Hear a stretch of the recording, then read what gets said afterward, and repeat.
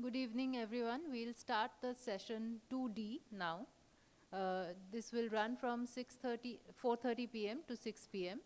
The chair for this session will be V. Sridhar, and the discussant is Vinoj Abraham. May I, on behalf of the organizing committee of the ICAC, invite the chair, V. Sridhar, to start the session.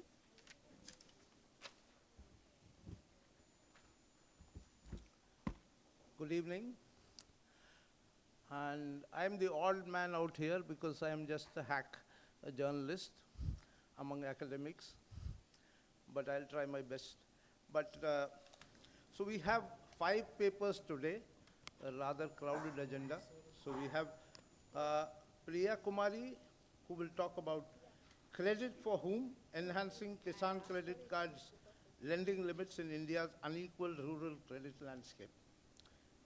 Prachi Bansal will talk about labor use in the cotton farming. Mrityunjay Rao and Jyoti Yadav, labeling lives in the rural brick kilns in UP. And Sreenivasulu Yamanapalli from, sorry, I forgot to, Priya Kumari is from JNU, Prachi Bansal from OP Jindal, Mrityunjay Rao and Jyoti Yadav from JNU. Is that right? Did I get it wrong? No. And Sreenivasulu is from CES, Hyderabad. And Nageshwar Bansode from the B.R. Ambedkar School of Economics in Bangalore. He will be speaking on mapping marginality, caste and access in public amenities among Dalits in Maharashtra. So we have a varied set of issues, 2 specifically about the lives of India's most marginalized Dalits, 1 about a specific crop and the labor use in that, 1 on credit, and 1 on the understanding, the one on marginality, caste, and this thing. Actually, there are 3 of them which I'll focus on marginality, those marginalized the most. Now, I will do one thing. I will give each speaker 12 minutes, which will take about an hour, and then 20 minutes for the discussant, and then 10 minutes for the discussion from the audience, from the floor. So I'll start, and it'll go in this order. Priya Kumari will speak first, Prachi Bansal will follow, then Mrityunjay Rao and Jyoti Yadav, then Sreenivasulu, and then Nageshwar Bansode. Yeah. So Priya Kumari. Thank you, sir, for the introduction. Good evening, everyone. So, I would like to speak on credit in the context of enhancing Kisan credit card limits in India's unequal rural credit landscape and understanding who will be the main beneficiaries of this policy decision. So, just a quick background. KCC was introduced in 1998. It is a 100% centrally funded scheme and provide short-term agricultural credit to farmers at concessional interest rates. The loans are typically repaid after harvesting time. Government came up with doubling of agriculture credit policy in 2003 and 4. With this, the policy focus shift from inclusive credit to setting the targets and achieving the targets and achieving the growth rates. So in 2006, interest subvention for banks was introduced. 2% interest subvention was given to the banks if they are providing Kisan credit card. And after that, in 2010 and 11, prompt repayment incentive was introduced. When if a farmer pays on time, they will get a concession of interest of 3%. So as of now, Kisan credit card provides at a concessional interest rate of effective interest rate of 4%. In 2015, this facility of KCC was extended to landless, lessee and tenant farmers through JLGs. Although it was launched in 2015 and it's been 10 years, but still from tenant farmers, the main document was asked an affidavit from the land owner to the tenant, which is not implemented at ground level. So in 2018, this KCC becomes facility for agriculture and allied sector. So the allied sector of animal husbandry and fisheries were also included in the KCC. And then in 2015 January, the collateral free limit, which was earlier 1.5 lakh, was increased to 2 lakhs, and recently in the budget the limit has increased from 3 to 5 lakhs. So before we understand the implications of this policy, we first need to understand the scale of credit and the importance of KCC in the overall scale of credit to agriculture, which is 40%. So from all the agriculture credit, 40% credit is given by KCC. And within this KCC, although I was saying that this policy was extended to allied sectors, but mainly it is given to the agricultural farmers, which is around 94%, and 6% is given to fisheries and animal husbandries. So in this context, so recent announcement has been made by government that of increasing the limit from 3 to 5 lakhs, which is presented as a measure to improve the farmers and empower the farmers and boost their productivity. But my question is that this policy decision is response to contemporary credit needs, or just a political move which overlooks the structural realities and imbalances in credit market? So I have tried to address this question in four contexts. Before celebrating these higher limits, we first need to examine that whether our lending agencies, which is cooperative banks, commercial banks, and RRBs, do they have the capacity to deliver this expansion? And then the second context is we must need to ask how this decision will deal with different land class sizes, and also we need to see this decision in context of class hierarchy and regional disparities. So first, looking at the agency-wise credit flow to agriculture in amount-wise. So this is the overall ground-level credit to agriculture. We can see that after 1999, after introduction of KCC, and in 2003, there was a policy which was introduced by government of doubling the agriculture credit. So after that, main focus was given to achieving the target of credit to farmers, just the targets, not the inclusivity of credit. So the targets were mainly met by the commercial banks, which you can see that their share of providing credit to agriculture has risen from around 54% to 80%. As of 23-24, and simultaneously the share of cooperative banks has decreased from 40% to around 10%. Next, if we see specifically KCC data, so the operative KCC accounts and outstanding amount, we can see that in cooperative banks, the accounts of KCC are higher, like they are around 43% of total KCC accounts are provided by KCC, but the amount given to them is only 21%. And the flip side is regarding commercial bank, we can see that 40% farmers are given the amount of 60%, which means that cooperative banks are mainly, which were their motto only, that they have to provide loan to marginal farmers and small farmers. So they provide small size of loans to the farmers. Looking at the PAX-wise data, we can see that primary agricultural credit societies, which provide ground level data to small and marginal farmers, majority of them are facing losses due to the issues of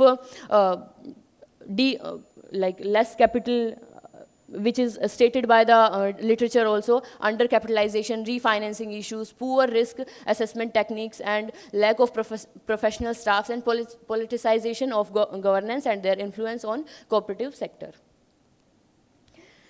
Then my second argument is that if we see the indebtedness of agricultural households by land holding size, we can, this is the criteria which is the land holding criteria. The division is by situational assessment survey, NSSO 2019. We can see, so they have divided marginal farmers in two categories. Marginal farmers are from 0.01 hectare to 1 hectare land holding. So mainly in overall agriculture, 70% farmers are marginal farmers.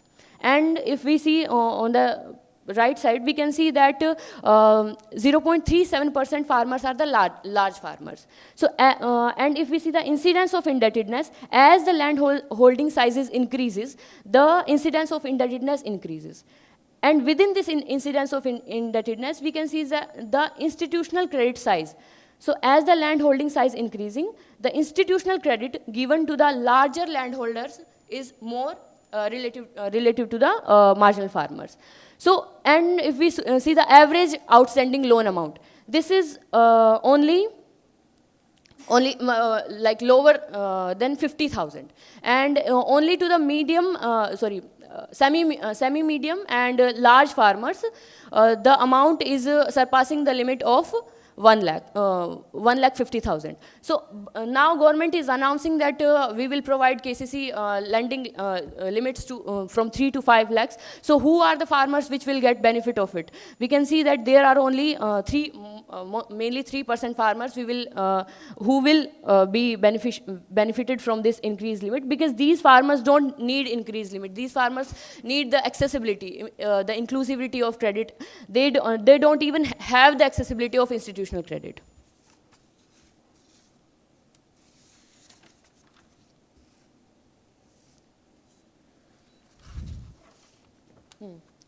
Thirdly, if we see the land ownership among agricultural household across social groups, we can see that in SC, these are only agricultural households. So in SCs, there are 16% households which come under agricultural households, but they have the land, the area of land owned by them is only 9.5%.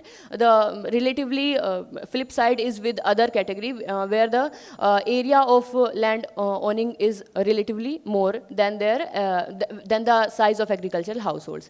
We can see that the average area owned by households in SC, ST, and OBC are coming under marginal category, but others have higher than marginal average area owned households per household. So if we see the indebtedness pattern within the caste size, we can see that in SCs, the non-institutional credit share is relatively more than others and OBCs. And when we go from SC, ST, OBC to others, we can see the average amount of loan of debt is also increasing. So the literature has also shown that the systematic advantage is given to the forward class households who secure larger institutional credit and have higher average credit per holding. Lastly, if we see the regional distribution of KCC, we can see that in southern region and central region, they have a symmetry in their share of all India operational holding and their operative KCC holding. Means they how much they have operational holding. Similar to them, they have the share of operative KCC, and similar to that, they have the share of KCC outstanding amount. So they have the amount, account, and operational holding at a symmetrical way. But in eastern and northern region, the story is different. In eastern region, we can see that the operational hold, as compared to operational holding, they have lesser operative KCC accounts, and within these KCC accounts, their share of outstanding amount is also very less.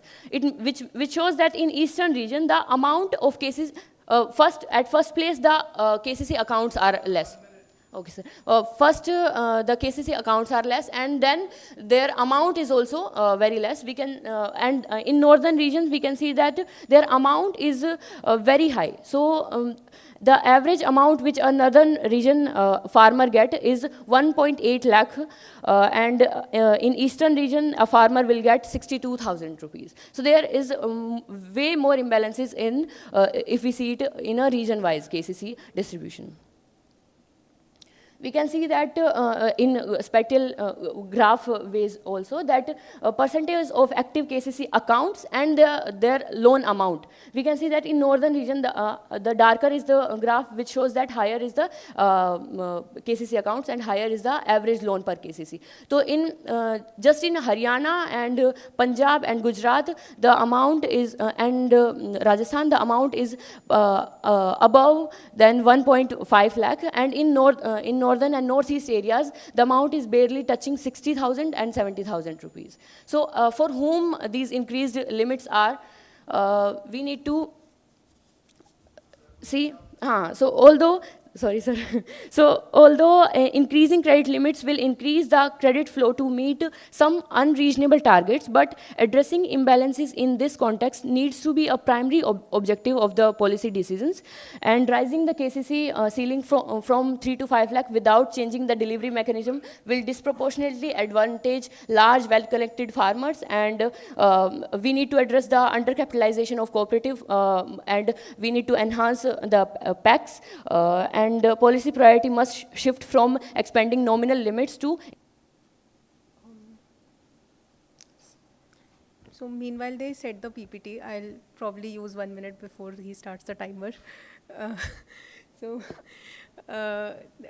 Good afternoon, everyone. I am Prachi Bansal, and my paper is on labor absorption and cotton cultivation in India. Basically, I'll start with this very interesting quote that cotton has created vast empires, powered the Industrial Revolution, generated huge wealth and unimaginable suffering. And I'll show some evidence coming from my field data and from the macro data, and talk about some of the sufferings and some of the also the kind of things that cotton has done for Indian agriculture. First, just to make a clarificatory remark, when I say labor absorption, I am talking about labor that is used per unit of agriculture area, that is labor per acre, labor hours per acre or labor hours per hectare. And the purpose of doing this kind of study as against studies of unemployment, which are far too many in number, is that there is often this debate that what has happened to our structural transformation? Has labor been able to move from agriculture to industry? But very few people are now talking about the absorptive capacity of agriculture in itself. Whether your agriculture has the potential to absorb labor or not. Earlier, this topic was much in fashion in the 1970s. It was studied for various reasons, primarily to see what is happening to structural transformation, how can you get your country out of poverty, and regarding the mode of production debate, what kind of labor is used, hired, family. But recent studies on labor absorption have been limited. The studies that are there primarily on the cost of, they use this one data set which is available in India called the cost of cultivation data set. Now this data set has plot level data, but unfortunately very few studies use the plot level data, they use the aggregate average data. And as a result, some of the trends we often don't see, the insights. So I just want to start with why I've chosen cotton. So before the cost of cultivation data, it's a regular series of data that is available in India from 1972. Before this data came into the picture, we had the very rich farm management surveys. And the only crop that stood out in the farm management surveys is the most labor using, against, not including sugarcane of course, but at that time the most labor using crop, it was cotton, which was studied in the case of Punjab. And around, as you can see, 32 days of work per acre was the rough estimate in the 1970s. This 1 day roughly accounts to 8 hours of work. Now, in the current data that is available at the macro level, you have the data for 29 crops. It's a continuous series, as I said, and the data captures how much of labor goes into all the operations. However, they do not release the operation-wise data. I have done the operation-wise assessment from my own field survey.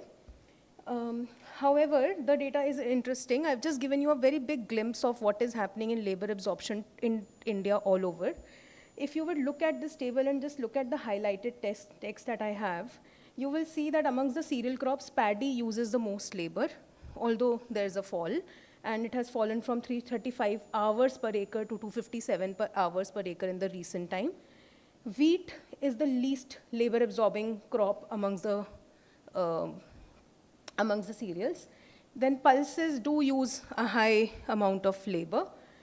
Similarly with groundnut, sugarcane, as you see, I've highlighted that number, even though there is a fall in labor use, but still is one of the high labor using crops. It's an annual crop.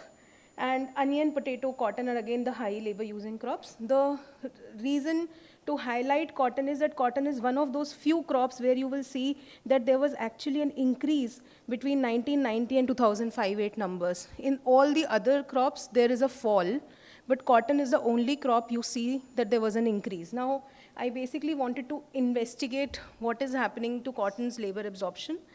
And so just a few statistics. The intensity of labor use in sugarcane actually increased by about 29% in the last 4 decades compared to wheat. So I'm comparing it to wheat because wheat has had the highest mechanization in India in terms of the other crops. But so the intensity of labor use in sugarcane increased by 29%, paddy by 17%, but in cotton, there was a 67% increase. And there was a positive growth rate of labor use, the only crop to have a positive growth rate of labor use from 2000s to 2010. Now, interestingly, I will show you, this is the state-wise picture. I don't want you to look at this, just look at the broad, the highlighted numbers. These highlighted numbers shows you that right now, in all the states, when the BT cotton was introduced, at that time, there was an increase in labor use. So the increase coincided with the use of BT cotton. The reason was, with the use of BT cotton, the yields increased. As a result, harvesting labor requirement increased. Weeds increased, so the requirement of weeding labor also increased. So that, but basically coinciding with what is happening with the introduction of BT cotton. Now, this is again an interesting picture about, so in the plenary in the morning, we were talking about how much family labor is used and how much casual labor is used in agriculture. And I have just given you a contrast for 3 states, Gujarat, Haryana, and Maharashtra. I've chosen Haryana because my field study was based in Haryana, but just look at the last 2 images. Haryana has a very high use of family labor in the total labor. In contrast, Maharashtra is almost total opposite, where is very high use of hired labor compared to family labor. But a pretty interesting point about all of these is that you see this blue top. I don't know if it is visible very much, but this blue stands for attached labor. Now, in the cost of cultivation data, they don't explain very particularly what is attached labor, but it is some form of long-term labor, which is not completely free. I just want to show you, I'm not discussing all the plots, but I just want to show you that this blue is emerging in every state. So cotton is associated with the use of attached labor, has been associated with the use of attached labor, and I will show you the evidence of what forms. So this attached labor can take various forms, and I'll show you the evidence from my field survey as well. Before going to my field survey, just one last macro picture. So this graph basically captures the nuances from the plot level data. What it is trying to capture is, on the x-axis we have the size class of farmers. So basically, small farms going to the largest farms, less than 2.5 acres to greater than 15 acres. On the y-axis, we have the proportion of family labor. If you will look at it, the box plot inside the middle line basically shows you the median, the average. So most of the small farmers, you will see, are using about 50% family labor. Rest of them are actually relying on hired labor. And as your farm size tends to increase, you have more penetration of use of hired labor. Now, this is an understandable thing that you have a higher land size, you will probably not use more of your family labor, but use more of your hired labor. But the violin that is drawn here actually brings out the distributional impact. It shows that even with the very large farmers, a bulk of them, because the violin is the width is highest in that middle, a bulk of them are still very highly dependent on their family labor for cotton production. And here I just want you to look at two graphs, Gujarat and Maharashtra, just for the sake of comparison, the first two.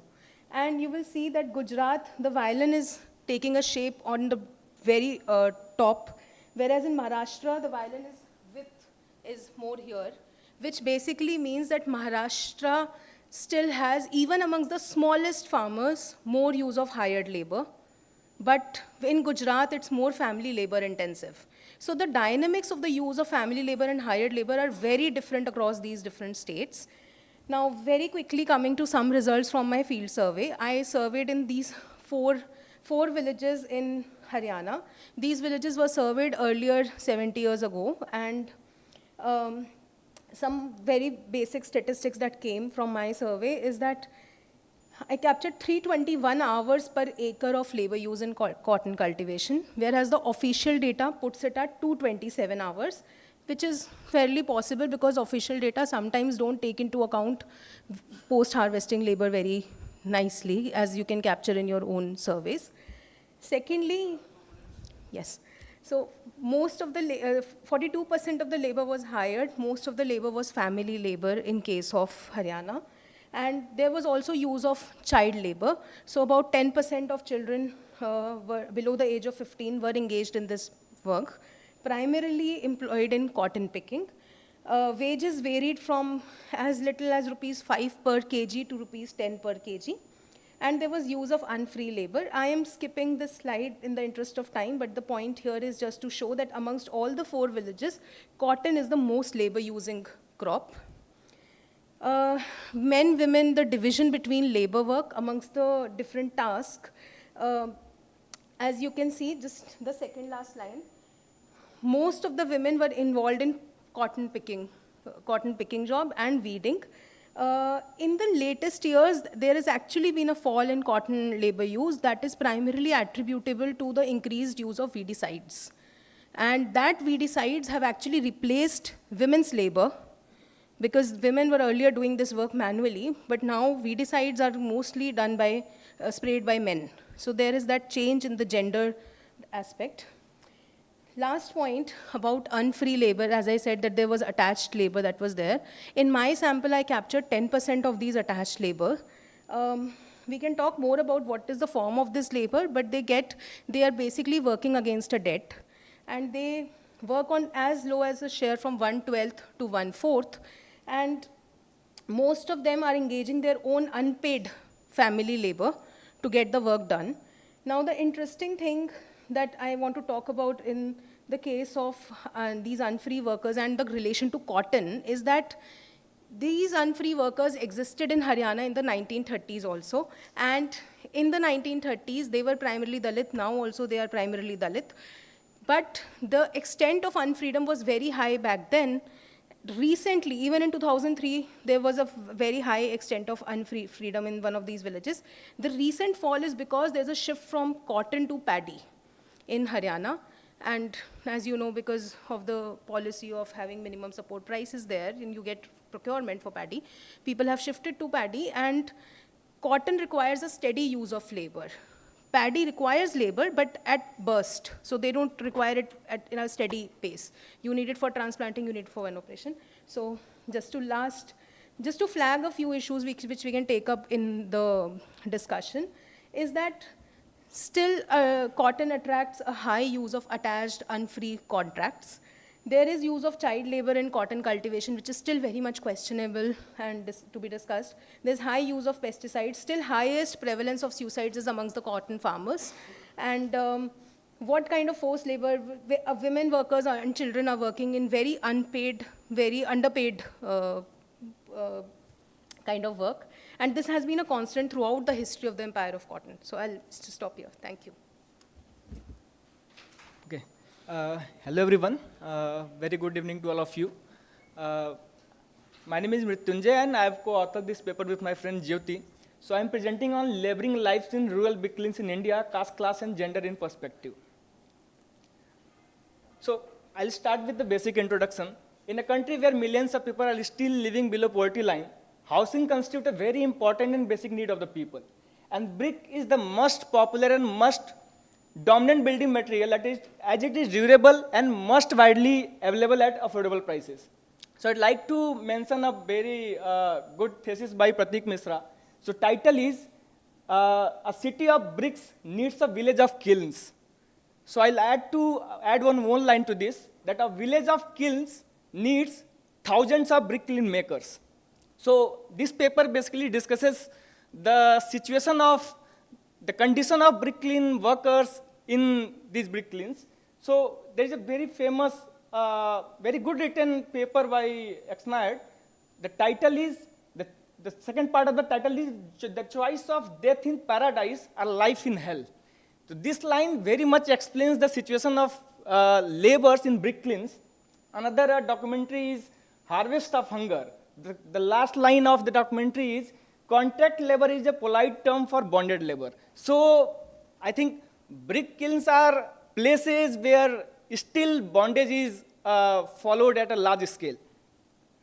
So some introduction, I think I have many slides, I'll skip few points.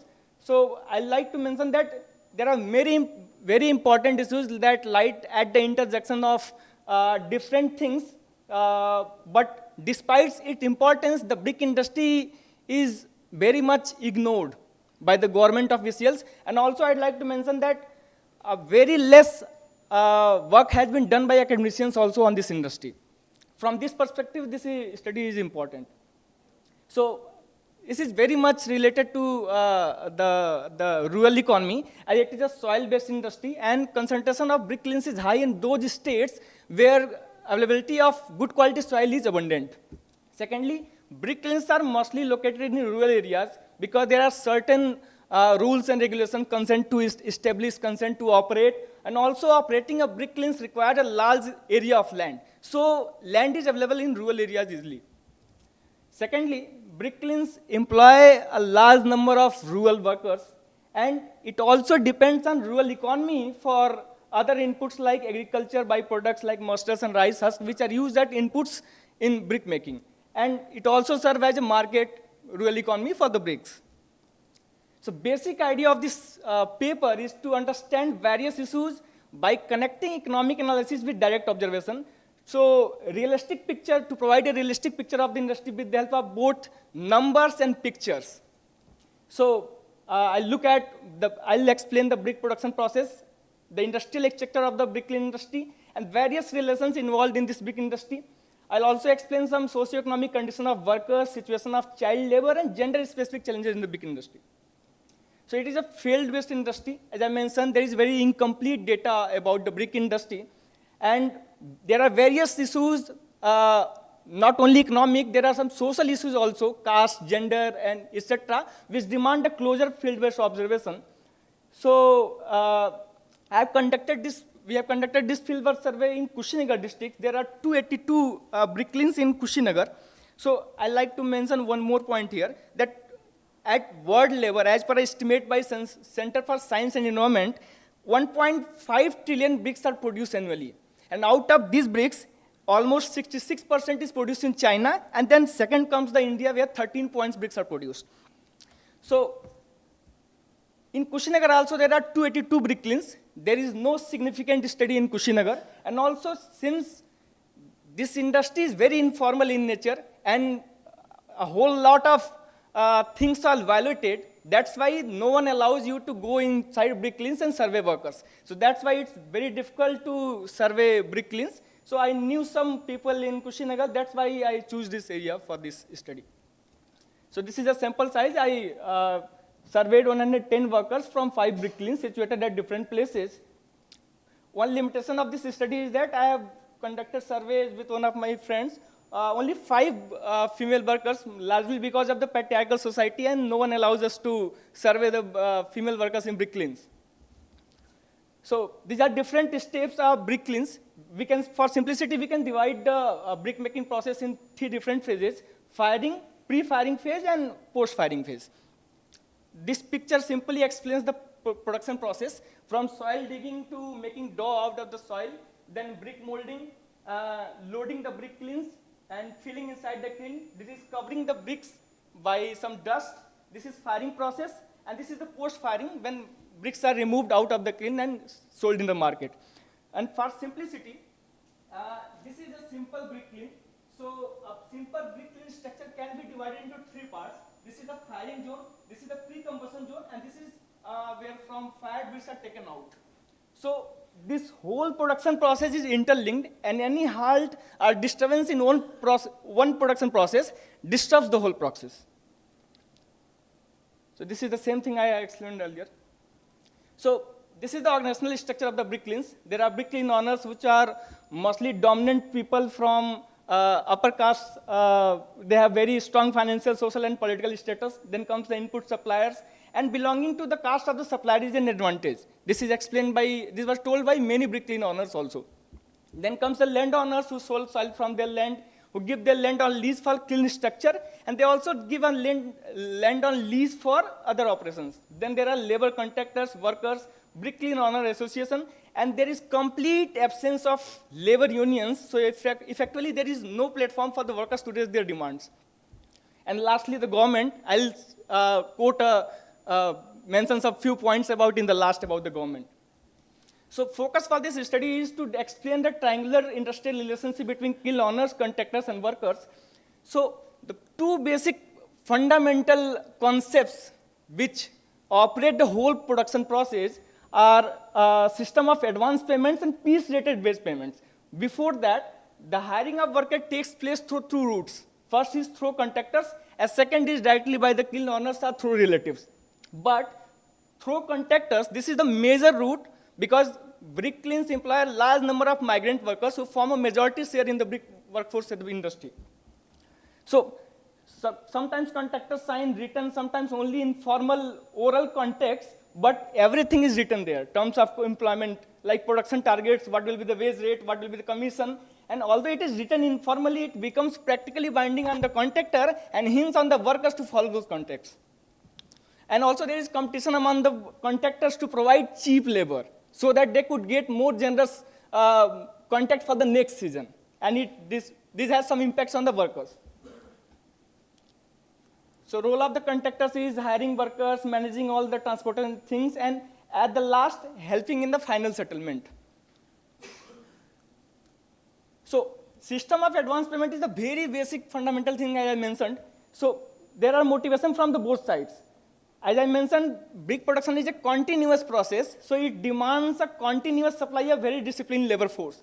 It is also a system of reducing wages because the advances attract the poor migrant workers who after taking advances agree to work on a wage rate which is lower than the local workers. From workers' side, the need for cash during the off-season is one reason for going for the advance payment. Secondly, there is uncertainty and fear among the workers that if we don't take the advance payment, there is no guarantee that we will get the full payment at the end of the season. So, advance payment forms the basis of mutual trust between the two sides. Employer is assured of required labor supply for the required period of time, and workers are assured of employment for the same period of time. I'm skipping this. I like to mention the last point. Workers said that although it is interest-free advance payment, but the cost of interest-free advances is far more. For example, after taking advances, they have very less or no bargaining power. It is upon the contractor to decide the reason of their migration, their terms of contract, and the facilities at the workplace. So mainly the wages are given at per 1,000 bricks. This is piece-rated wages. So these are 110 workers. As you can see, the majority of the workers are molders and unloaders, and they form almost more than 75% of the total workforce. So majority of the workforce at brick kilns get piece-rated wages. So some literature here is that piece-rated wages payment system in fact creates a situation where exploitation of labor becomes part of system at the brick kilns. Piece-rated system in fact hides many things. For example, it hides the labor time devoted in producing the bricks and the contribution of the invisible labor like women and children at the brick kilns. It also imposes some unpaid work on the workers, And most importantly, there is no payment where there is any halt in the brick production process. Although workers spend a lot of time in preparing mold for molding the bricklines. Oh, but whenever there is some halt in the production process, despite preparing the dough, they don't get any wages. So this is the same thing. The highest wages is around 14,000, but this piece rate wage hides many things, as it doesn't tell about the work hours, the labor conditions, working conditions, everything. So I'll show some pictures only. These are the working and sleeping hours. Almost 60% workers tell that they work for more than 14 hours a day. Sleep hours, as you can see, almost 60%, 61% workers told that they sleep less than around 5 hours per day. And for female workers, this may be even less. Similarly, they live in a self-constructed temporary shelter, which has sometimes only tin shed or polythene as roofs. And it is important to mention here is that a brick kiln employing more than 150 plus workers, including female workers, in none of the brick kilns there was a single toilet facility. So this is how inhuman living conditions are there at the brick kilns. I think I'll skip this one. And as Ambedkar mentions, caste system is not merely division of labor, it is also division of laborers. It is a hierarchy in which the division of laborers are graded one above the another. So this shows the situation. These are the honors caste. There are, as you can see, in none of the managers' posts, the workers are from the upper caste, and mainly some work like molding and stacking. There are some work which are considered superior. For example, a fireman will be from the higher caste, manager will be from the higher caste, and some work which are considered impure, they will be from the Dalits and Adivasis. Gender equations are such that it is never the decision of the female workers to go to the brick kilns, because contractors and kiln owners, they always talk to the male workers for the kiln. So I'll show some pictures and we'll conclude. So this is the situation of female workers who get work after work, as it is the case with every industry and everywhere. So this picture shows how female workers live there and what they do. This is the situation of child labor, who perform every duty at the brick kilns, and this is how their childhood is spent. This is some of the situation. This well-qualified doctor doesn't have time enough to remove his helmet because so many workers are waiting for him to get injection, and he has to go to other brick kilns also. And this is the second last slide. These pictures can show that what are the situation of economic situation of the workers there. I'll conclude with this very famous poet from which we cite in JNU, Adam Gondvi, who says that तुम्हारी फाइलों में गांव का मौसम गुलाबी है, मगर ये आंकड़े झूठे हैं, दवा किताबी है, तुम्हारे मेज चांदी की, तुम्हारे जाम सोने के, यहाँ जुम्मन के घर में आज भी फूटी रकाबी है. Thank you so much.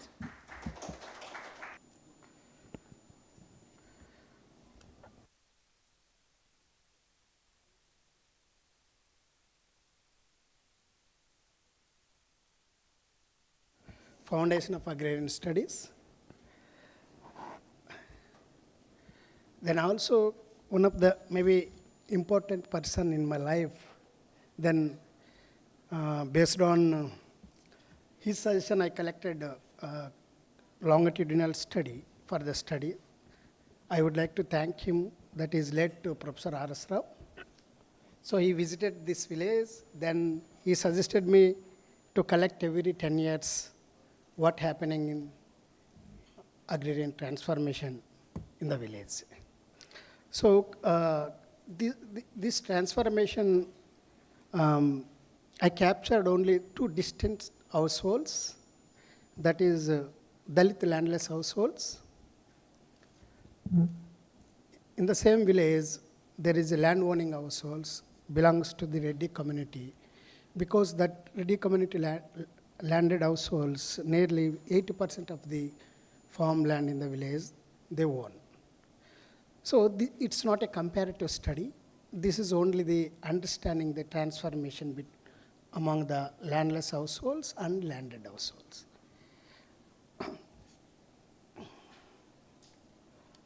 Then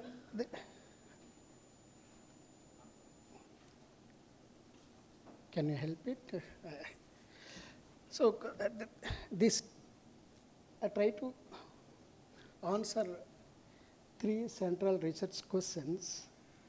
How have been maybe landless households occupational transformation happen over 3 decades? Then in the landed households also, what kind of transformation happen in terms of the adopted cultivation practices, labor use, then irrigation, and diversification of the household. So this is a very brief structure of my presentation. I will give a brief context of historical context in the first section. Second, methodology of the study. Third one is concentration on the labor supplying households. Fourth one is the landed households, how they transform. Conclusion. So we are all know how maybe the historical context in the Indian historical context, who own the land, who operate the land. So because here caste play a very important role. So who are the maybe historically Dalit landless laborers are excluded from the ownership of the land. Even though they're attached with agriculture, so how they transform now, we will try to understand. Then land as a power, agrarian structure, because the reddish dominated households, they hold ownership of the land, other productive assets, and also they can determine maybe wage rates, then who works or maybe how they can terms and conditions in the village.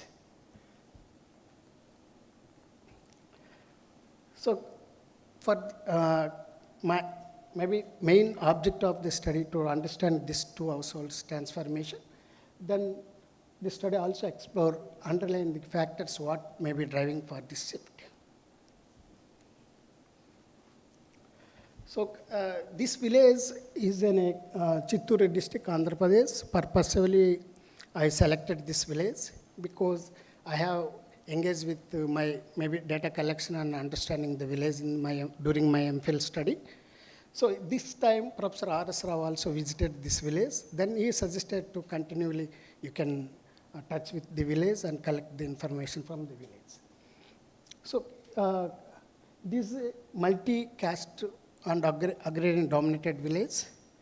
So this another important reason for the selection this village, they quite equal households or population there, supply side and demand side. Then supply side households we classified like this.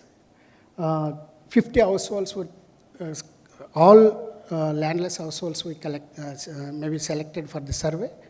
Then reddish landed households, only 9 households we selected in 2002, because these 39 households are medium and large farmers who are maybe demanding the labor. So they have a ties, labor historical ties. Then here we try to understand the shift from agriculture to non-agriculture. This part 1, I am trying to give findings. That's the labor supplying households, Dalit landless households, how they shifted.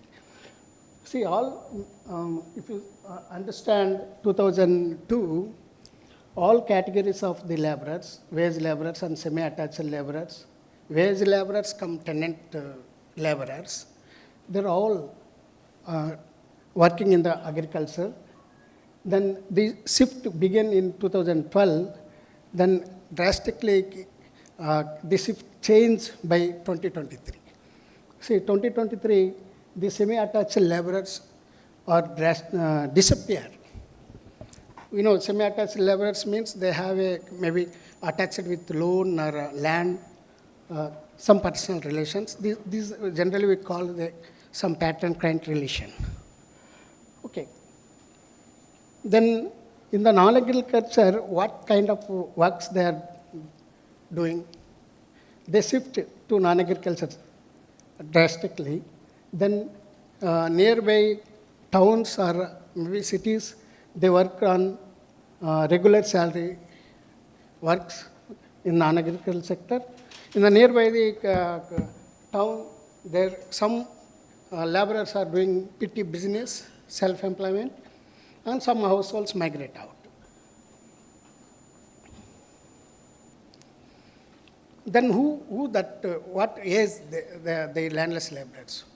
At which age they migrate, maybe shift from non-agriculture sector? That if you try, all the age groups in 2002, they work in the agriculture sector, that keep on, they move non-agriculture sector. So who are the young workers? We classified young workers 15 to 29 years. They're totally maybe left agriculture now, they shift to non-agriculture sector. See, there is a debate on the wage, because the puzzle is the average wage is continually rising.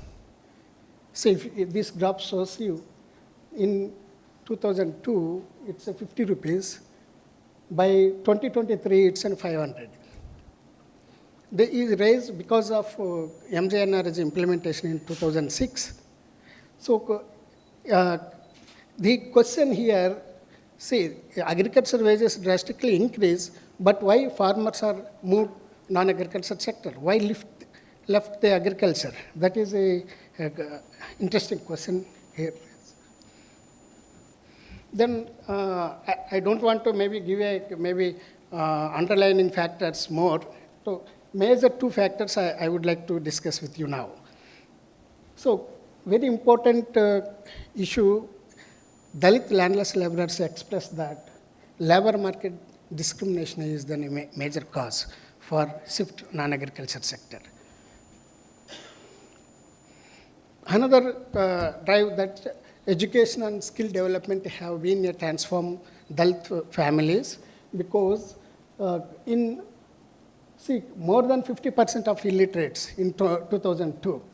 Then the education drastically increased. Similarly, the skill and semi-skill laborers also increased. Where skill and semi-skills will get employment, they will get employment in the urban areas. So this is the major drive for the shift.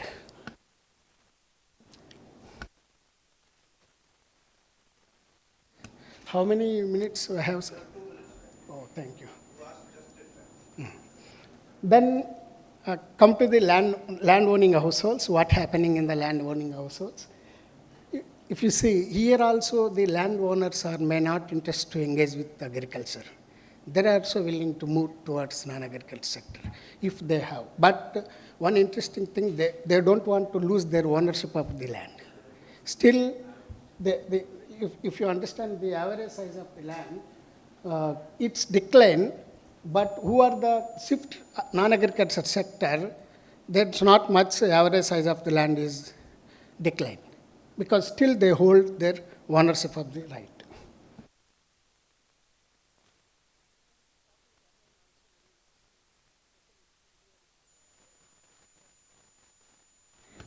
The food crops, area cultivating food crops is drastically declining. Even commercial crops also decline. Then where the area is increased, dramatically increased the fodder crops, because the landowners may not interest to cultivate the food crops. They are willing to maybe develop a dairy, that is an easy and labor not intensive. So they are give more important to the cultivate the fodder crops and horticulture. Then understanding the tenancy arrangements in the village. Here you understand 2002, in 2002 there is only the 4% of the land, cultivable land under the tenancy. Then in 2012 it's triple, it became 13% of the total cultivable land. Then it's became a double. By 2023 it's a nearly 27% of the cultivable land under tenancy.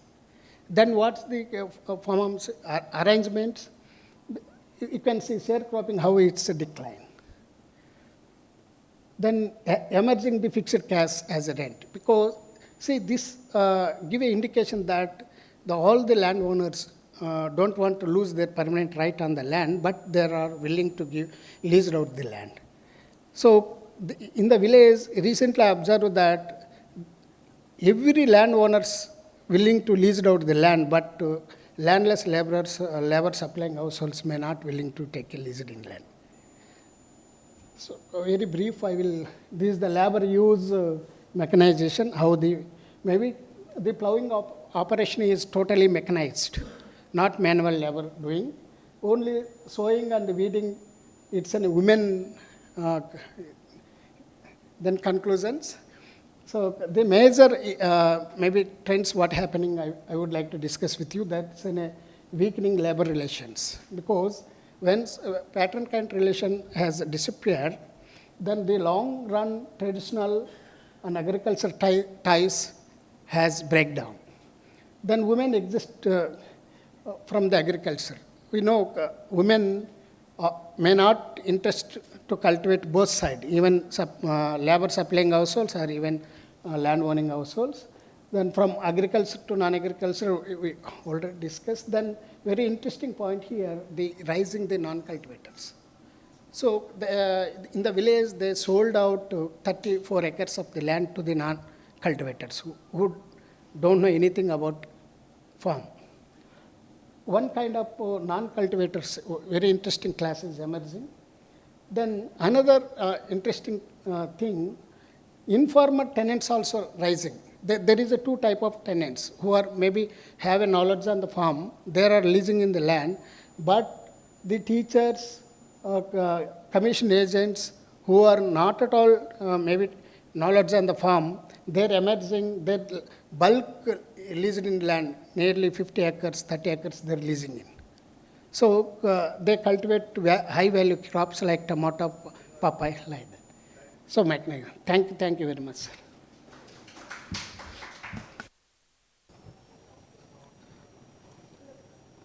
So, good evening to everyone. I can change on, okay. So, today I'm going to present a paper that's titled by Mapping Marginality, Caste and Access to Public Amenities among the Dalits in Maharashtra. So, what the paper is there. So, the paper basically examines the socio-economic discrimination of Dalits households in rural Maharashtra, focusing on the living conditions in villages where Dalits constitute the majority population. And this study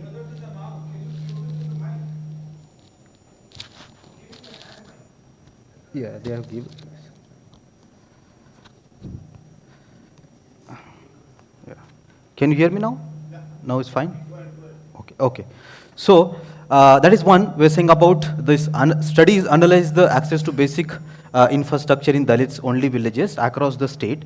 So, I'll come on the question. So, what is the motivation for this study? So, basically, there are many studies on looking the aspects of the, the Dalits socio-economic conditions, particularly the access of basic amenities. And then they have studied the many things, not the amenities, but many other things also. I put it the research here. But the important question just I want to bring here about that, when Ambedkar discussed the thing about, when he say about the villages, the village, when he defined the village, he said about the Indian villages, there are two major divisions. That is one, we call as the touchables, and there's another is untouchable. So within a village, there are two parts. We're saying about the two quarters are there. And these two quarters basically, if you see about the main part where we have the touchables has what you call the concentration of amenities which is there. But compared to the another quarters, we're saying about the untouchables, they're basically marginal in terms of representation, we're saying about the population, and even in terms of the facilities also, we're saying about the amenities. And in that way, if you see, the most of the studies are coming with that ideas, or saying about the analysis, that how Dalits basically excluded and discriminated within that village structure. And that's why when Ambedkar discussed on that context, and most of these studies also showing that things only, and if you see at the last I have given this gap also, so where there is no much study with Ambedkar's ideas, where Ambedkar is saying that if you want to break the caste from the villages, you have to migrate. You have to leave from the villages to town, right? And for that, to breaking that, then you need to, search the land. We're saying about settle your own village, or we're saying about to migrate to the town. So that was the idea. And with that aspect, when we were looking the empirical analysis throughout the census data, then we found some pattern on that. And in that pattern, we were looking that there are many villages in Maharashtra, or saying about particularly Nanded and Marathwada region, because why Marathwada? Marathwada is basically has a, the history of Dalits struggles or the movements. And that way, earlier I have one part of this analysis on Marathwada, and now I'm focusing on the overall Maharashtra. So for that, to analyze that, the unique data I have, that is the census, because throughout that only I can analyze, because census as village is a the primary component to analysis. So for that I use the village data, that is the district census handbook, and even the other source we're saying about Maharashtra. So this basically study analyze around 34,000 villages from the Maharashtra, and in that we have make the methodology where we're saying about the all villages, which are the census villages, that ranked all villages in a district by the proportion of the scheduled caste population in the rural population, and then grouped the villages into the 8 factile groups based on the centiles of scheduled caste persons in the population of each village. And then we have selected some amenities, which are the major amenities, that is education, health, banking and credit, communication, transport, and the miscellaneous. So these are the major things, and in that, this way we have selected the villages where you can see that in Maharashtra, the census villages, there are 43,665. In that, inhabited villages are 40,000, and then uninhabited villages are 2,706. So with that, the categorization, if you see that the villages with a population of 10 or less people, or we're saying about the villages with a population of ST and no SC population, and villages with the population exceeding 50%. So those all villages we have removed to focus on the SC villages, the Dalits only. And for that, if you see about the total, we have the 34,073 villages. And these total villages, when we are discussing on that, so I have keep this table to understand that throughout the fractile group, where we made a fractile group based on this, and then the number of villages, and then what is the size of the village. Because to understand that, each village, when we discuss about with the rank of the SC population, like when we selecting the villages, so for that it is necessary to understand how many villages with those fractile groups, and then what is the size of the village, because that is also matter when you mapping the amenities by the villages. So in that terms, we selected the villages, and then I'm coming directly on the results. So what are the main results on that? So the first we look at the education amenities, and education amenities we basically selected the 3 important the schools, that is the middle school, secondary schools, and senior secondary schools. These are the government schools, and these government schools, if you see that, we have matched with the number of schools per 10,000 persons, right? And there are 2 things which we have done.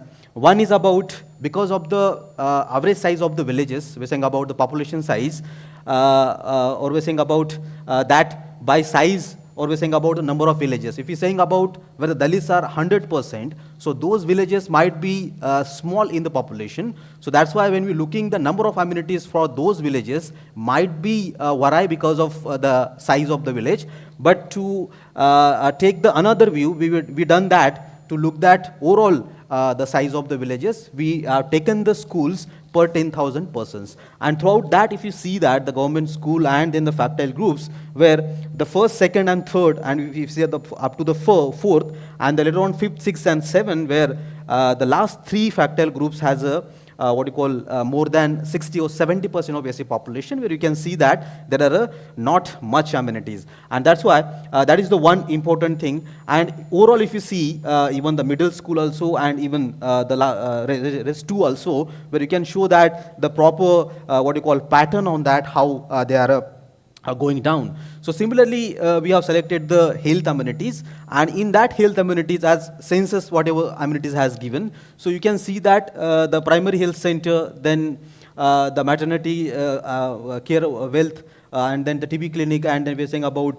veterinary hospitals, and then the family welfare center. So those also, if you see that the same method through the factile groups, where you can see that the last 5 and the 6, where you can see there are less what you call the number of health facilities, like we're saying about the PHS, where the first and 2, where you can see that 0, 3, we're saying about 3 PHS, but if you go through the 6 and 7, so there are 1 only. So that way, if you see that the most of the amenities are showing the consistently similar pattern. If you're saying about the bank and credit services by fractal group, where you can see that the commercial bank, cooperative bank, and agricultural credit society. So these are the very important what you call the amenities at the rural area, because when we discuss at the larger debate, we're saying about the formal access of credit to the Dalits, right? And in that, the limitations is here. It's not about the utilization, but it's about the access, like how they have excluded for that. So if you see the commercial bank and the cooperative banks and even the agricultural credit society, up to this, we're saying about after the fifth fractal group, where you can see there is a no what you call the amenities. We're saying about the facilities. Even the similar pattern where you can see for the ACS, where you can see the ACS in the beginning, we're saying about first 3 groups, and then after 4 or the 5th, it is going down. So that way, the most of the amenities are showing the similar results. And the next one, if you see that the transport and the communication facilities also, where we have taken the 3 amenities in that, we're saying about the private buses, then state buses, and then we have the internet cafes, we're saying about the common services. And if you see that pattern also, where you can find that the trend, if you see that after the what you call the 4th or the 5th fractal group, so there is a what you call going down, the trend is going down. So that way, if you see the private bus, and we're saying about the communication services, those are the very important facilities at the village level, because throughout that, when we say about the larger context, the farmers from those villages where Dalits are more, when they're cultivating, or saying about when they're migrating or going for the daily works also, so they need such a facilities. Even we saw the government bus also, we're saying about the state buses also. So the similar pattern we found that, where the most of the what you call the facilities, we're saying about the transportation type of facilities are lacking in such a villages. Yeah, I'll finish it. So similarly, the next one, we add the miscellaneous services, and in that, if you see that we have the regular markets, that is a very important amenity, and then we have the public library, then the public reading room, and then the DNS and the APS. So these are the basically important amenities, but where we can see that throughout our fractal groups, up to the 5, 6, and 7, where there is no such a facilities, and that is a important thing where we're saying about if they're lacking with this, like very common, we're saying about the market. If the market access is not there, so obviously for the input and output, or even the labor, so for that it will be what you call exclusion for the Dalits, and that's why that way it is important. And then the last one, we have the community and the sanitization amenities, and these amenities also, where you can see that similar pattern, where what kind of drainage are there, like the categorization has given in the census, that is a closed drainage, and we're saying about the community toilet and the community waste disposal. So these kind of facilities also, if you see that, where the Dalits are 10% or 20%, in those fractals the facilities are there, but if you go further, so there is no much facilities, and that's why that is very important what you call pattern which we can see here. So throughout that, if you see in terms of the range of basic amenities, like we're saying about the schools or health facilities, the banking, communication, transport, the caste composition of a village matter. And relatively, if you see the backward region with poorly developed social and economic infrastructure, the availability of the range of amenities was lower in a village with a higher proportion of the scheduled caste. Even if you see that in Maharashtra, if you see there is a very clear pattern. If you see by the region to region, if you take the Maharashtra, if you take the Vidarbha, if you take Western Maharashtra, so Western Maharashtra considered as an industrial region, we're saying about development is there, but the Vidarbha and Marathwada is basically depend on the agriculture. And that's why most of the infrastructure problems also are there. So that is also one important thing. In that terms, the village, we're saying about the proportion of the scheduled caste is matter. Then absolute number of villages with a high proportion of scheduled caste was a small, we're saying about, example, there are 500 villages in a fractal group of 6 and 7 in Maharashtra. This does not take away from the systematic pattern of the deprivation in respect of the social infrastructure. So which I'm showing the last 6, 7 fractile group. In there, the most of the around out of 34,000 villages, there are 500 villages where the state can take care on that, because the state has a separate policies for the scheduled caste and scheduled tribe. Even as a constitutional, we have the separate what you call schedule for that. And throughout that, there is a schemes, whatever the schemes are there, so those schemes are not targeting such a villages where the Dalits are more in the population. So similarly, lastly, coming for the findings, if you see that similarly, this is last slide. So this way, if you can see about the findings which I discussed, which I have shown through the tables, and I come the last as a conclusion about this. So the households basically face a persistent socio-economic deprivation due to the limited access to the public amenities. And even if you say about when Thorat came with that discussion, we were saying about the market and the non-market discrimination. So the non-market discrimination, we were saying about how the state is excluding those facility who are the more needy. We're saying about they should be target to those who are required more. We're saying about the representation and in terms of the access also, but that is not there. So that's why that is the one important things we need to do. And then whatever we have the historical exclusion from the education and water, mobility and credit continuous shape present inequalities. So to break this cycle, so we need to do the two important things. That is, one is collective mobilizations for equitable access and rights, and then the second one, the proactive state intervention to expand the infrastructure and address the structural caste discrimination. So these are the important thing which coming out throughout the empirical analysis. I had done the even the primary survey on those villages, selected some villages, and that also I'm working on that. But this is the secondary analysis, so which is important to see some pattern, like how the state is excluding those villages and even the Dalits. So yeah, with that, I'll stop here. Thank you very much. Yeah.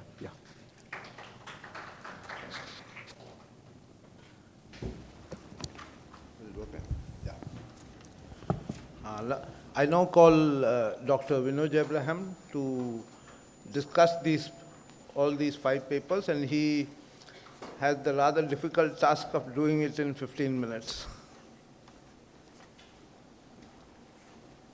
Opportunity.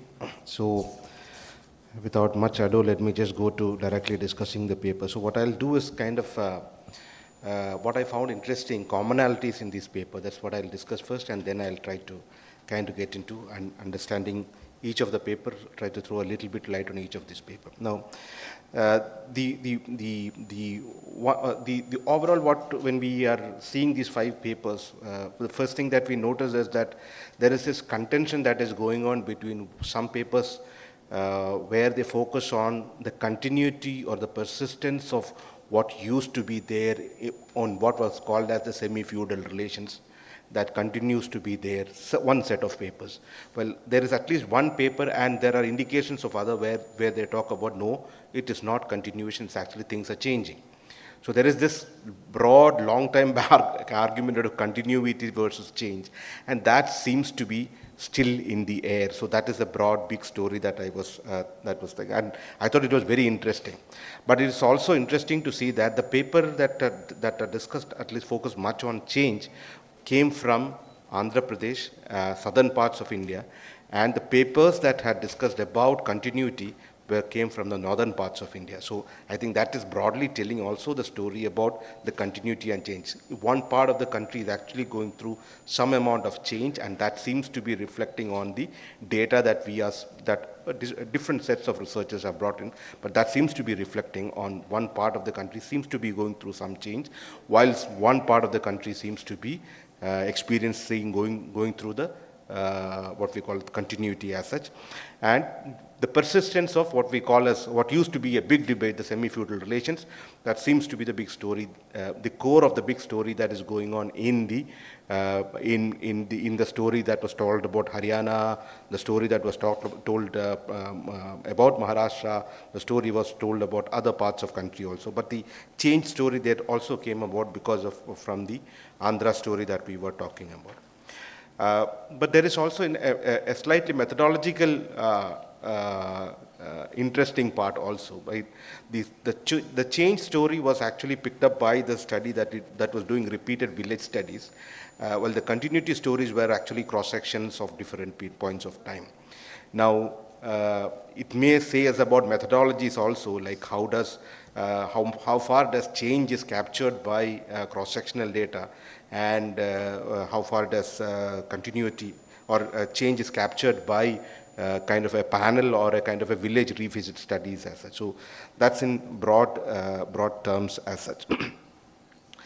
Now, in terms of just taking one step further, I mean, if you look at the set of studies which are talking about continuity and the persistence of semi-feudal relations, one of the key aspects which I thought interesting was the persistence of attached labor that continued to be there. There were more than 2 or 3 studies which said that attached labor does not disappear. There was a cotton study, there was the Brickland study, there was also one more study which kept saying this thing, attached labor continues to be there and it has not disappeared. While there was the continuity study, the change story which says that attached labor was disappearing. It was disappearing in one part of the country. So so that's a very important and interesting feature that on one part of the country, attached labor continues to be there, persisting over there. And we know from the studies that has been done long time back that attached labor was one of the key features of Indian agriculture or the rural labor market. And that seems to be persisting even now. But in the studies which we were talking about continuity, there seems to see this thing that there seems to be a what we call the attached labor seems to be disappearing. Now, the states, the regions which were talking, the studies which are talking about attached labor or semi-feudal relations, you can see that they touched upon various non-market relations, and one of which was caste, one was through gender, one was through other forms of some forms of non-market relationships, or it could be bonded, it could be attachment through some form of monetary relationship, some forms of attachment that was developing. But in case of the other states where this transition or the change was being discussed, the features that were discussed was kind of a typical structural transformation story that we would hear, where agriculture, there was a shift in the form of agriculture that was done from food to non-food. There was a shift in terms of land ownership, right? There was also a shift in the members who were working within the land owning class, where they were more and more moving out from agriculture itself and only a few of them were, though land ownership continued, they were moving out of agriculture. The members of the household were moving out of agriculture. In the non-agriculture households also, you start seeing that there are more and more people actually leaving agriculture and maybe using migration as a way of getting out of this particular cycle in this thing. And you could also see in the agriculture sector, there was increasing mechanization, withdrawal of females, and also increasing wage labor, which are typical features of a commercialization or structure or a capitalist forms of agriculture that is being established in this region. So, in terms of summarizing, that's all I can say. But I thought that the set of paper was a very interesting set of paper, which could give me this perspective about some parts are changing, but some parts are not, and we are kind of still stuck in some historic past when it comes to some parts of the country.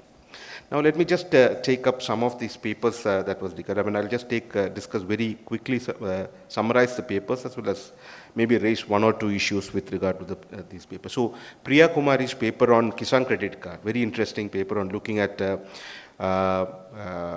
Kisan Credit Card, and she had raised a very important concern about land, class and regional disparity. These are the three fundamental ways through which Kisan Credit Card access is decided or determined as such, and the findings are which says this thing that of all these combinations that you can think, it is the set of people for whom Kisan Credit Card was designed, they do not seem to be having access. I mean, the land or the set of people who has with lesser amount of land, the poorer in the group, and the regionally marginalized groups, they seems to be having lesser access, and they reverse for the for those who have access. So she summarizes this thing that the purpose of the Kisan Credit Card, or at least the addition in the new conditions that has been attached to Kisan Credit Card, that may not serve the purpose that it was for, if it was to be intended for the poorest in the agricultural households. Now, one of the aspects that I want to raise also is this thing that yes, Kisan Credit Card is it gives a certain amount of credit, and it also gives you certain amount of leeway to work without having to give any collateral also. Some space is there. But the set of combinations that are coming about, it may be because whether you take whether you have a collateral or not, you need to repay it at some point. And maybe it is a repayment ability that is reflecting on who is getting the credit. Right? So maybe you could reflect on that, whether it is about your, so if you are poor, then if you're poor, if your land size is small, then you might actually go for and this is very well known also, that you go for non-institutional or non-formal forms of credit, and then you, while the richer with more land, they will be able to get credit also through formal means, and as well as they may be having better repayment capacity also. Is that why what the story is looking like? Of course, it used to go to, it needs to go to the poorest, but there is a problem that remains unresolved, which is about how to ensure that credit reaches the poor, even though they may not have, apart from the collateral store, they may not have the repayment ability. How to do this thing? That's something that you can think about. Prachi Bansal's paper, I think it's an excellent paper on looking at labor in the cotton cultivation, this thing. And I mean, this paper kind of brings out the various forms of attachment that is in attached labor in this thing, and also brings out the relationship in farm size and attachment as such, which is a very interesting feature. Of course, it is known, but I mean, it is commonsensical to think that, but people have not shown it. I think I have not come across many papers to think about it. So that was a very interesting exposure to show this thing that there is attached labor continues to be there.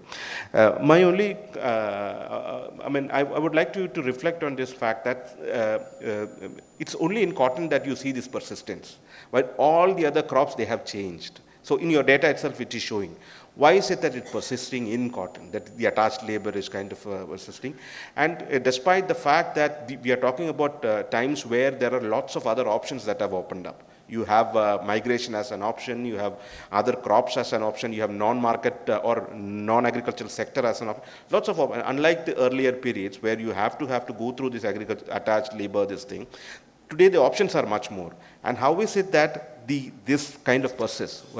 So that's a very important and interesting thing to pursue, because our understanding is that as your as your economy kind of moves from one stage, some kind of semi-feudal to another stage, the relations of production also should be changing over there. Labor relations also should be changing over there. But that does not seem to be occurring over there. So if you can reflect on that, that would be very interesting. Then Mrityunjay's paper on Brickle, again, very interesting paper looking at the question about how does, I mean, the Brickle workers kind of getting in some way or the other attached to as workers attached labor, but here the attachment is not through the landlord, but through a contractor. You have a contractor as the through which you are attached. Of course, it looks different from the agricultural labor relations, but in the brick kiln also you are seeing a kind of an attached labor. In a way, it is not in the agricultural sense that you are attached, it is in through the contractor you kind of make it. So this is, again, we have heard about it in many sectors, like the old contract, this thing, or the, what we call as the Kankani system, the Mestri labor, the contract system, all these things that has been there for some, and advance payment. These are actually stories that has been repeated in many other sectors, and it is surprising that it continues to persist in the brick kiln sector also. Again, and you have, of course, you have discussed about informality, invisibility, and the ways in which this takes place also, how it is that informality. Again, it would be interesting for you to again reflect and tell us more about why is it that it persists, because as we know, I'm sure you have not discussed this thing, but I'm sure most of them are migrant labor. Brick kiln usually has migrant labor, at least in wherever that we know, but probably these are also migrant laborers, and migrant laborers would now mean that there are lots of options. They can start seeing options. It's not one option that because unlike local labor who are staying put in one place, they start seeing many options, and but they choose to. But you had mentioned this thing. There is a kind of a warm relationship between the employer and the employee in this thing. How do they choose to remain in such relations? That would be quite interesting to look at this thing. And Sreenivasulu's paper, again, wonderful paper on looking at the village revisits, and that's where actually most of the structural transformation argument that we could pick up, and it shows very cleanly most of the features that we were talking about, the transformation that is taking place in the agriculture village, where both you talk about farm landless households or households with land also, right? And it has all the features about what happens in a transformation process, where you have discussed all these things. Again, the question that I want to raise over here is this thing that you had pointed that the dependence of scheduled castes on agriculture has declined, and the argument that you had made was that it is probably discrimination. Discrimination is what you drive you out. Now, discrimination has been there always, right? But why driving out now, right? What is that new set of things that has brought such that now discrimination becomes a point of change, right? Rather than suffering through it, right? So maybe you can reflect a little bit upon that. And finally, on Nageshwaran's paper on public amenities, access to public amenities, again, good paper on looking at the difference between across different villages, which has different densities of population of a scheduled caste populations as such, and showing that there is substantial difference between these things. So it shows, as expected, it shows that amenities are lower. In most cases, amenities are lower in case of this thing. I just want to, but in the beginning of your paper, you had said this thing that size seems to also vary across the villages. Now, is it possible to in any way differentiate between that? Is it the size effect, or is it your caste effect that is mattering over there, right? So is it possible at all? I don't know whether your current data allows it, but right now, it's because most of these amenities require size also. Size is a requirement. For you to have a road, if you need to spend some money, you need to have a large village. You cannot spend it in a small village, right? So can you reflect on a little, why is it that this combination, maybe it's a good thing to even kind of reflect on why is it that the SC villages are small, or where the presence of larger these things are, why is it the villages remain small while the other villages seems to be growing, and how to differentiate between the villages and between these two this thing. Yeah, I think I enjoyed listening to all these papers. I had very quickly read through all these papers also, and I found them quite interesting also. Thank you very much for this opportunity, and I'll stop here. Thank you. Thank you, Dr. Vinoj Abraham.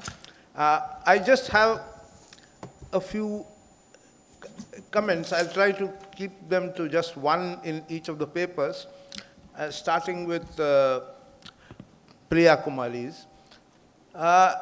it's a very interesting paper, but it sort of mirrors the experience we had with the formal credit expansion, the explosive growth of agricultural credit, which, people have studied it, including Pallavi Chavan, who's here. And this seems to be the same story repeated on a smaller scale, if you will. Smaller scale meaning these are smaller ticket sized loans. So what happened there is probably happening here. And so I think if we could relate it to that, I think it will be rich in some ways.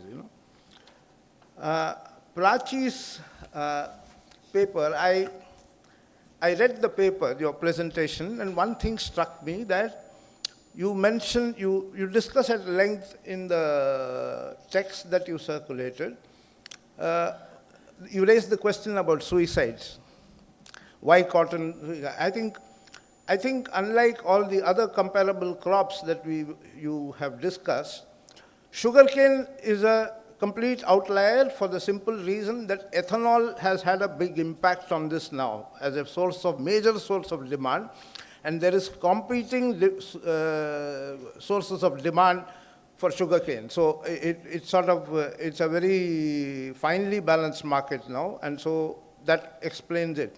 But cotton, among all the other crops that you have, is probably the most linked crop to the global markets. And since liberalization, these have, so it has a much, it has had a much more destabilizing role in cotton markets, particularly, and that probably explains why cotton has been going through this. This is an aside. This is not your main observation, but you raised it, and so I thought. Mrityunjay's is such a passionate presentation. I just loved every minute of it. And it was so interesting in some ways, in many ways. I think you should explore more about the labor side of that relation. Where are they coming from? What pushes them to these most atrocious working conditions? And then that may be an interesting way to look at the problem from the other side. And what kinship ties, the nature of this contractor-worker relationship, and also the contractor with the employer side of that relationship, the caste and other aspects that go with this. I'm sure they will be driving these as well. So, that would be, this is an already very rich presentation. I would love to see you progress more in that direction, make it fuller. Sreenivasulu's paper, I just wish that longitudinal survey also, a longitudinal study, also had something about the changes in cropping pattern that went along with these changes. And that could explain some, that would give some, have some explanatory power for this. You mentioned towards the later part that horticultural crops have become more common, but this is a longitudinal study spread over 3 decades. So, how were those changes earlier on compared to these?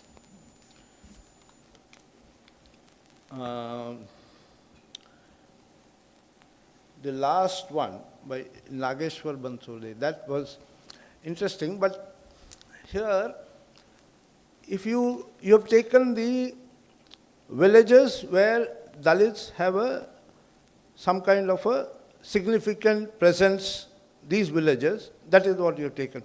But I would like, no, I'm just thinking aloud. I don't know the data, so I don't, but I'm just thinking aloud that if you took if you slice that data, and then you looked at villages where the Dalit population, the proportion of Dalit population had a critical mass, but not a majority, what was the were they able to get something because of the presence of the non-Dalits in the population? You could say this is some collateral benefit arising from this. Do you see any differences in this thing? Are the conditions just as stark as you presented them, or are they a little better because of this? I mean, that's just about all I have to say about the papers. But I mean, Sandeepan, do we have time for questions? Huh? Yeah. Yeah, but now I would invite comments, questions, anything from the audience? Yeah. Judith, do we have a mic? Thank you. Thank you very much for these papers, which I thought were fascinating. The comment I had, the point I wanted to make was that we talk all the time about the advantages, for Dalits particularly, of getting out of the village system, the so-called semi-feudal or the village situation where they're so restricted.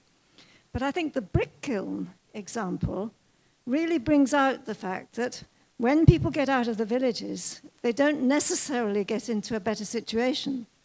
I mean, I think what was so strong about the brick kiln presentation was how appalling the conditions are and how very long the hours of work, the daily hours of work were.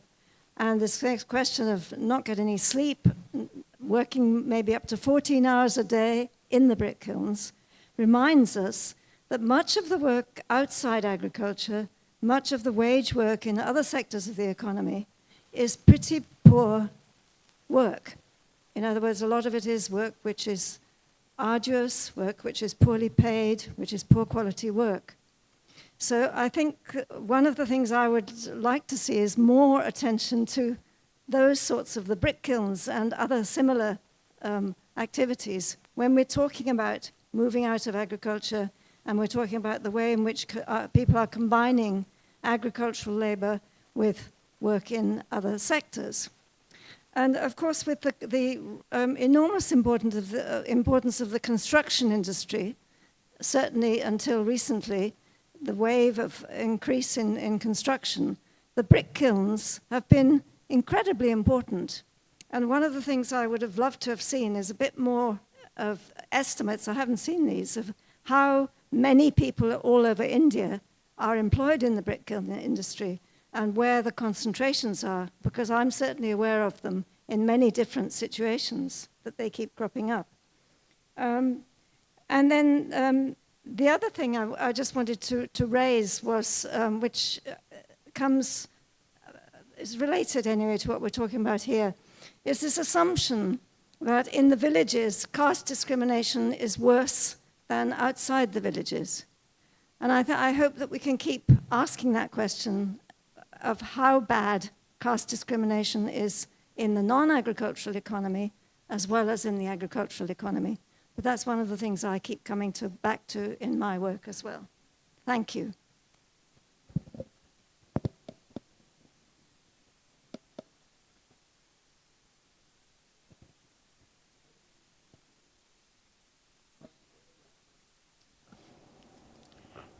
Any other questions?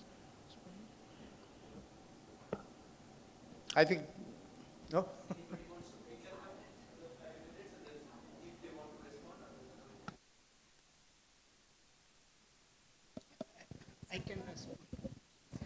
I can respond.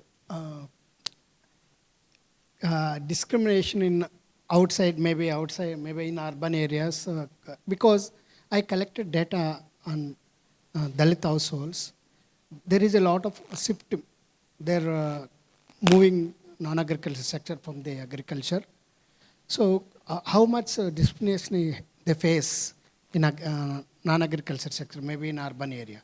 So there, in the village, there is a hierarchy, and then they know each other. So in urban area, compared to within the village, in our urban area, that discrimination is less. So that is maybe they have a more interest to move out to cities in urban areas. This most informative, engaging, and passion-filled discussion we've had. Thank you so much. Thanks a lot.